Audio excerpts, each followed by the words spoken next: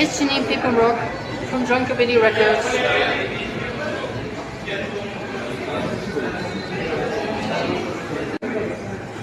Today our label was talked about and called an important part of the DIY subculture and the importance of us, Drunkabilly Records, keeping this DIY subculture internationally alive.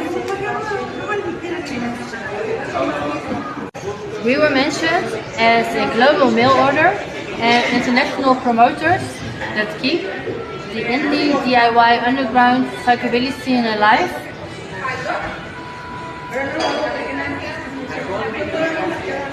It also focused on the live show mayhems that we give, because it has a very special vibe. The shows, we do big festivals, but also many small club shows and festivals in the psychobilly scene. The small club shows give it a very special and up close and connected vibe with the audiences that really sets our scene apart, which makes it also a very social and special scene to watch bands in, because you can watch them often not in like a mass stadium, but also in a very close and personal setting.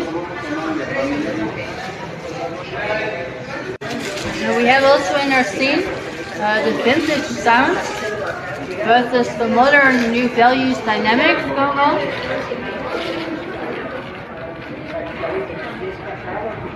This also really expresses itself in the band's approach to lyrics.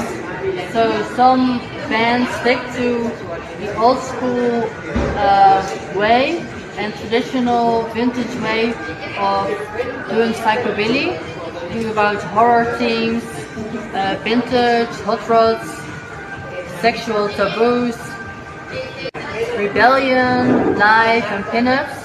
While there is also another element to our scene which brings in the new vintage values. For example, bands like the Creep Shows have an evolving nature into different styles and different lyrics, going away from the traditional vintage psychobilly lyrics. They see punk more as something to introspectively write about.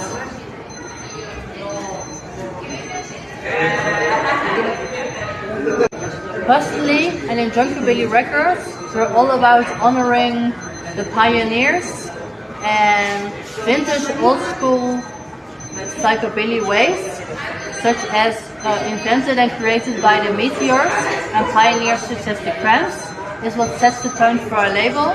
Even though we do release new school, new vintage material, so again we're a non-political stance label, but as a preference we definitely prefer the Meteors and the traditional old school DIY punk rock values of the scene.